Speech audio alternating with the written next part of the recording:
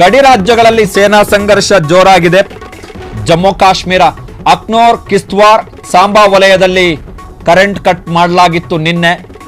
So ಅದು ಇವತ್ತು ಕೂಡ ಮುಂದುವರಿಯುತ್ತೆ, ನಾಳೆಯೂ ಮುಂದುವರಿಯುತ್ತೆ. ಕಾರಣ ಏನು ಅಂತ ಹೇಳಿದ್ರೆ ಪ್ರಜೆಗಳು ಮನೆಯಲ್ಲೇ ಇರಬೇಕು ಎನ್ನುವಂತಹ ಸೂಚನೆಯನ್ನು ಕೊಡಲಾಗಿದೆ. ದಯವಿಟ್ಟು ಹೊರಗೆ ಓಡಾಡಬೇಡಿ, ಕಾರಣ ಯುದ್ಧದ ಸ್ಥಿತಿ ಇದೆ. ಅಕ್ನೂರ್, ಕಿಶ್ತ್ವಾರ್, ಸಾಂಬಾ ಸೆಕ್ಟರ್ನಲ್ಲಿ ಈ ಸೂಚನೆಯನ್ನು ಕೊಡಲಾಗಿರುವಂಥದ್ದು. ದಯವಿಟ್ಟು ಹೊರಗೆ ಓಡಾಡಬೇಡಿ. ಜಮ್ಮುವಿನ ಆದ್ಯಂತ ಸೈರನ್ ಮೊಳಗಿದೆ. ದಯವಿಟ್ಟು ಮನೆ ಬಿಟ್ಟು ಹೊರಗೆ ಅನಾವಶ್ಯಕವಾಗಿ ಓಡಾಡಬೇಡಿ.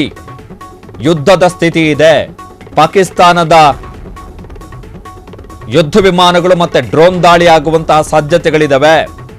ದಯವಿಟ್ಟು ಇರಿ, ಮನೆಯಲ್ಲೇ ಇರಿ, ಹೊರಗೆ ಓಡಾಡಬೇಡಿ ಎನ್ನುವಂತಹ ಸೂಚನೆಯನ್ನು ಕೊಡಲಾಗಿದೆ. ಸಾಮಾನ್ಯವಾಗಿ ನಾಗರಿಕ ಪ್ರದೇಶಗಳ ಮೇಲೆ ದಾಳಿಗಳು ಕಮ್ಮಿ ಆಗ್ತವೆ. ನಾಗರಿಕ ಪ್ರದೇಶಗಳ ಮೇಲೆ ದಾಳಿ ಕಮ್ಮಿ ಆದಷ್ಟು ಅಂತಾರಾಷ್ಟ್ರೀಯ ಮಟ್ಟದಲ್ಲಿ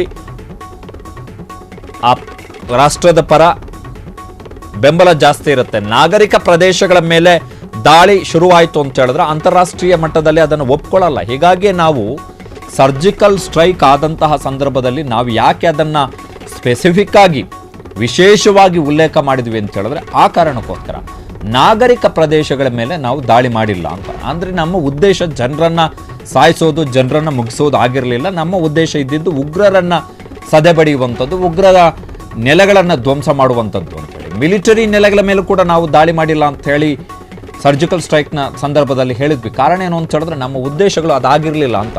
ಅವೆಲ್ಲವೂ ಕೂಡ ಅಂತಾರಾಷ್ಟ್ರೀಯ ಮಟ್ಟದಲ್ಲಿ ಮಹತ್ವವನ್ನು ಪಡೆದುಕೊಳ್ತವೆ. ಈ ಸ್ಟೇಟ್ಮೆಂಟುಗಳೆಲ್ಲವೂ ಕೂಡ ಅಂತಾರಾಷ್ಟ್ರೀಯ ಮಟ್ಟದಲ್ಲಿ ಇಂಪಾರ್ಟೆನ್ಸ್ ಅನ್ನು ಪಡ್ಕೊಳ್ತವೆ.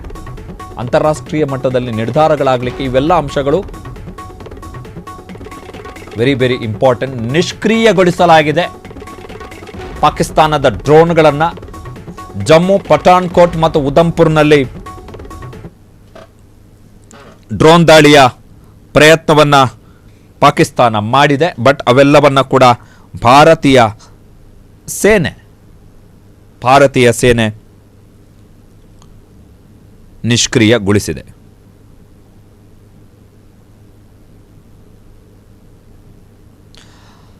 ಇದರ ನಡುವೆ ಇನ್ನೊಂದು ಮಾಹಿತಿಗಳು ಲಭ್ಯ ಆಗ್ತಿದೆ. ನಿನ್ನೆಯ ದಾಳಿಯ ಕಾರಣಕ್ಕೋಸ್ಕರ ಪಾಕಿಸ್ತಾನದಲ್ಲಿ ನಡೆಯಬೇಕಾಗಿದ್ದಂತಹ PSL ಪಾಕಿಸ್ತಾನ್ ಕ್ರಿಕೆಟ್ ಲೀಗ್ ಮ್ಯಾಚ್ಗಳೇನಿದ್ವು ಅವುಗಳನ್ನು UAEಗೆ ಶಿಫ್ಟ್ ಮಾಡುವುದಕ್ಕೆ ಪಾಕಿಸ್ತಾನ ತೀರ್ಮಾನವನ್ನು ಕೈಗೊಂಡಿದೆ.